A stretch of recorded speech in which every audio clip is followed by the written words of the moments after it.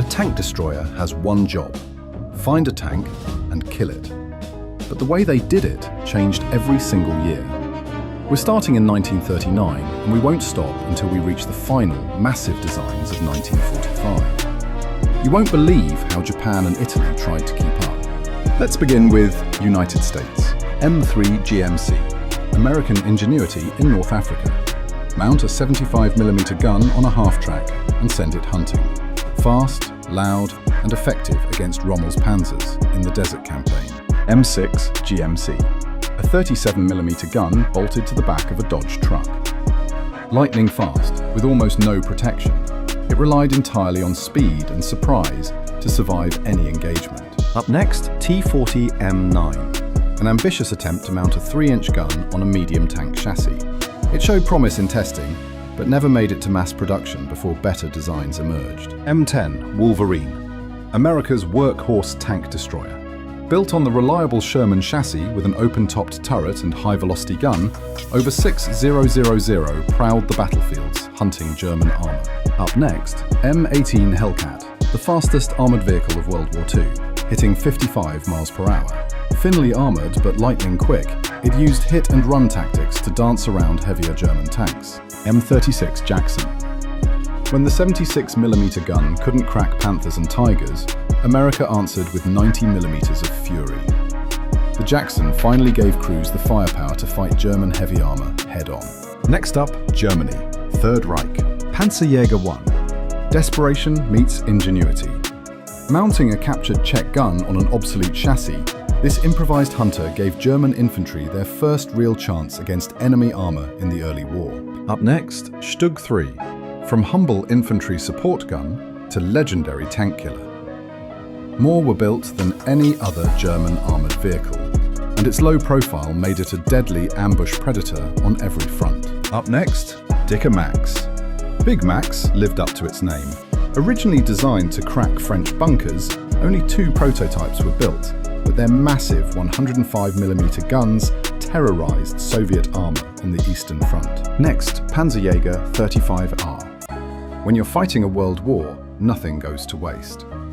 French tanks captured in 1940 found new life as makeshift tank destroyers, serving in second-line units across occupied Europe. Stürer Emil, Stubborn Emil, packed a colossal 128mm gun that could penetrate any Soviet tank from ridiculous distances. This experimental giant proved its worth, despite never entering mass production. Next, Marder 1, captured French tractors reborn as German tank hunters.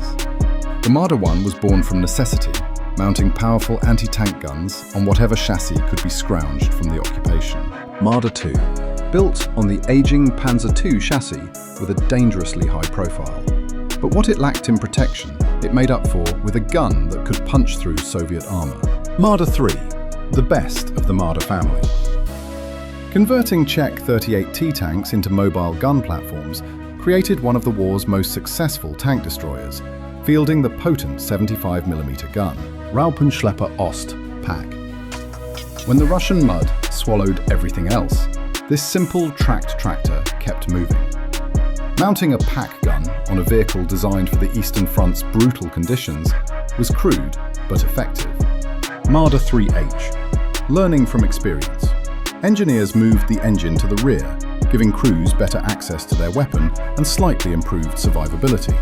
Small changes that saved lives on the battlefield. Nashorn, the Rhino, brought the legendary 88mm gun to the battlefield on a hybrid chassis.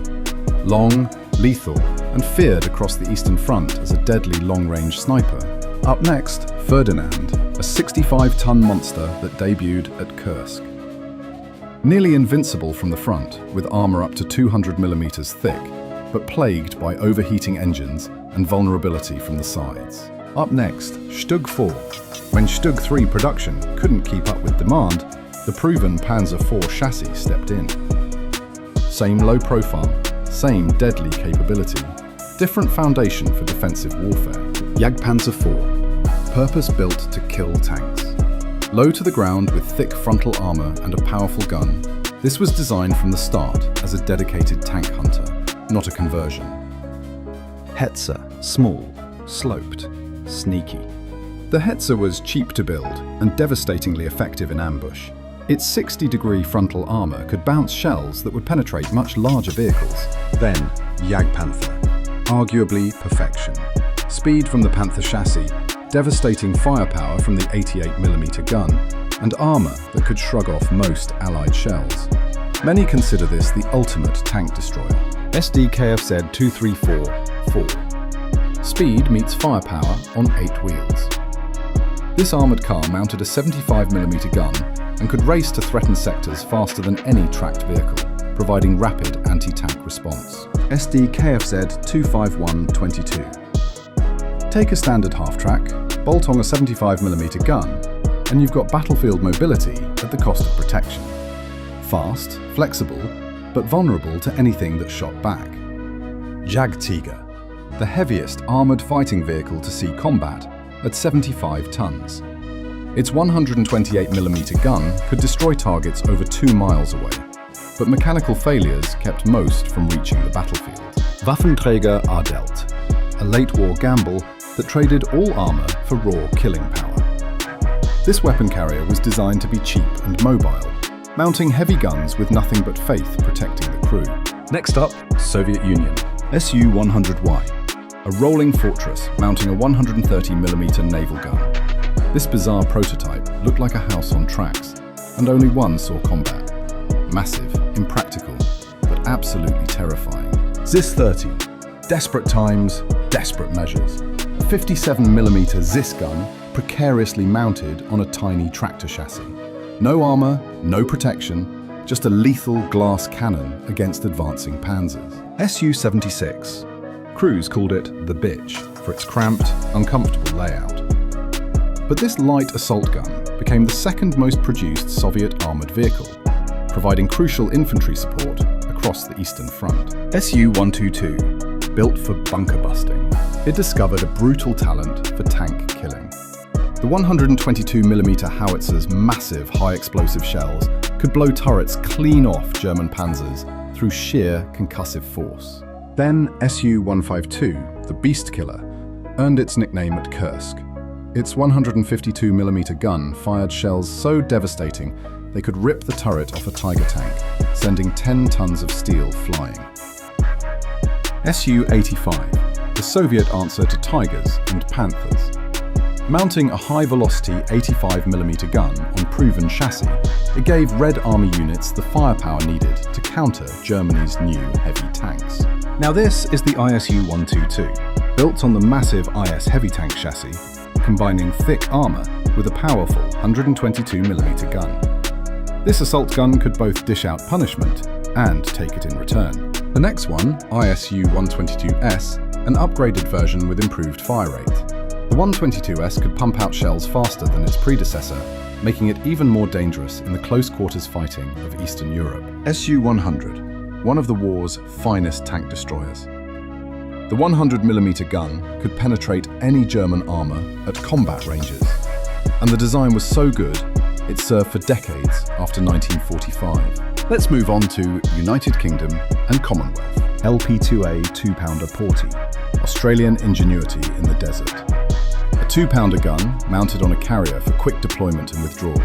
Simple, effective, and perfect for the mobile warfare of North Africa. Now this is the AEC Porty, a heavy truck carrying a 6-pounder anti-tank gun across the North African desert.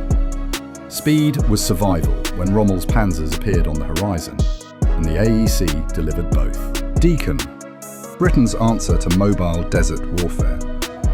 Mounting a 6-pounder on an armoured truck chassis created a fast-moving gun platform, perfect for the wide open spaces of North Africa. Churchill gun carrier, a massive, boxy vehicle mounting a 3-inch gun on the legendary Churchill chassis.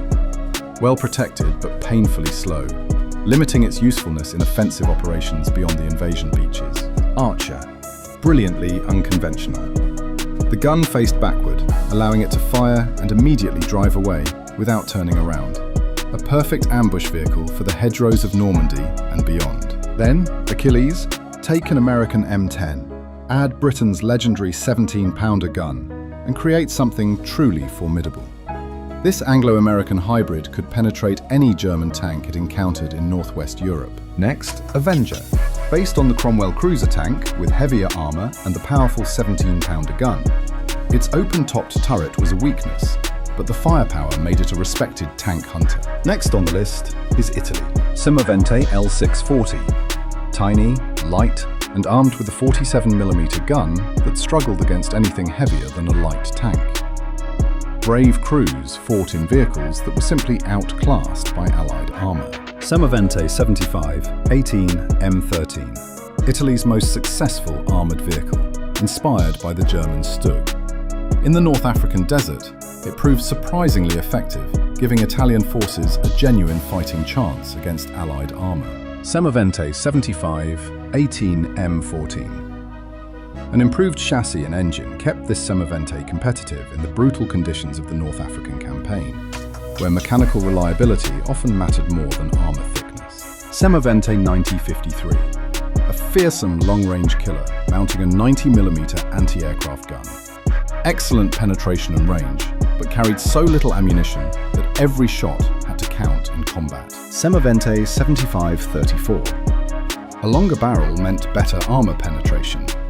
This upgrade finally gave Italian crews a fighting chance against the improved Allied tanks rolling through Sicily and up the Italian peninsula. Semovente 105-25. Nicknamed the Bassotto, or Dachshund, for its low-slung profile, this powerful assault gun, with its 105mm gun, proved formidable during the desperate fighting in Italy. Semovente 75-46.